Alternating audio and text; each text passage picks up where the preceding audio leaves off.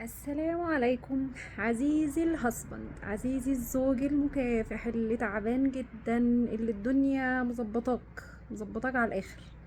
ازيك؟ عامل ايه؟ الرسالة دي النهاردة عشان لو زوجتك، مراتك يعني، هي كمان مكافحة وبتنزل تشتغل، ده معناها ان هي على اخرها، دايما على اخرها. بتروح الشغل، ترجع من الشغل تودي الولاد التمرين، وتيجي تودي الولاد الدرس، وبعدين تيجي تطبخ وتعمل الاكل وتحضر الحاجات بتاعت بكرة. بجد يعني لو بصيت كده ثواني بس هتلاقيها بتعمل حاجات كتير قوي، بلس ان هي بتشتغل، يعني دمار. فرجاء الكلمة الحلوة، والله العظيم ادخل بس قول لها كلام حلو. الستات دي والله سهلة جدا، كلمتين حلوين هتبص تلاقيها سحر، كل التعب اللي هي حاسة بيها يروح.